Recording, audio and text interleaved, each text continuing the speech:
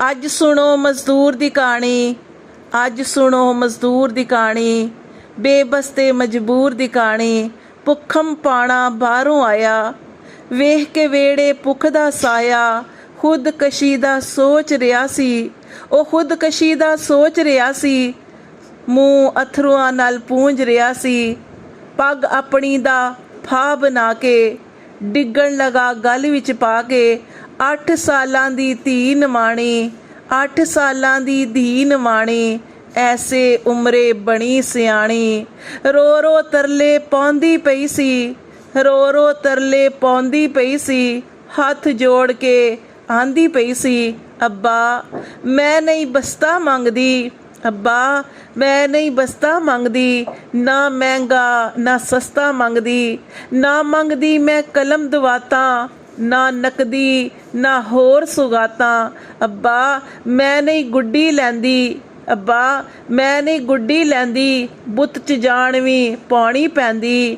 ਵੀਰ ਕੀ ਕਰਨੇ ਨੀ ਘੁੱਗੂ ਘੋੜੇ, ਵੀਰ ਕੀ ਕਰਨੇ ਨੇ ਘੁੱਗੂ ਘੋੜੇ। ਖੰਘ ਲਾਂਦੇ ਨੇ ਨਾਨ ਪਕੌੜੇ। ਕੁਲਫੀ ਟਿੱਕੀ ਗੋਲਾ ਆਂਦੇ, ਕੁਲਫੀ ਟਿੱਕੀ ਗੋਲਾ ਆਂਦੇ। ਦੰਦਾਂ ਨੂੰ ਨੇ ਕੀੜਾ ਲਾਉਂਦੇ। ਲੱਛਾ ਗੁੱਟਾ ਤੇ ਕਬਾਬ, ਮੈਦਾ ਅੱਬਾ ਕਰਨ ਖਰਾਬ। ਮੇਰੀ ਅਕਲ ਨੂੰ ਜਾਣ ਵੇ ਅੱਬਾ, ਮੇਰੀ ਅਕਲ ਨੂੰ ਜਾਣ ਵੇ ਅੱਬਾ। ਮੈਂ ਵੱਲ ਕਰ ਧਿਆਨ ਵੇ ਅੱਬਾ। ਅੱਬਾ ਵੇਖ ਮੈਂ ਮਿਹਨਤ ਕੀਤੀ, ਜੋੜ ਪਟੋਲੇ ਚੁੰਨੀ ਸੀਤੀ।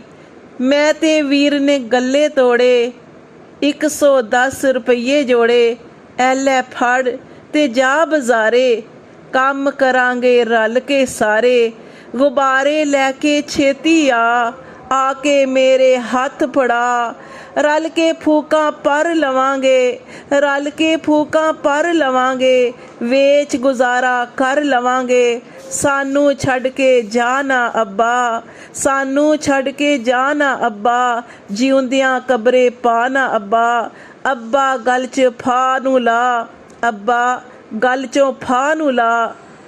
ਫਾਹ ਨੂੰ ਲਾ, ਲਾ ਕੇ ਮੈਨੂੰ ਸੀਨੇ ਲਾ। ਖੁੱਲੀਆਂ ਬਾਹਾਂ ਨਿੱਕੀਆਂ ਜਿਹੀਆਂ, ਖੁੱਲੀਆਂ ਬਾਹਾਂ ਨਿੱਕੀਆਂ ਜਿਹੀਆਂ। ਅਥਰੂਆਂ ਡੁੱਲ ਡੁੱਲ ਪੈਰੀ ਪਈਆਂ। ਪਿਓ ਐ ਸੁਣ ਕੇ ਰੋਵਣ ਲਗਾ, ਪਿਓ ਐ ਸੁਣ ਕੇ ਰੋਣ ਲਗਾ। ਹੰਝੂਆਂ ਹਾਰ ਪਰੋਣ ਲਗਾ।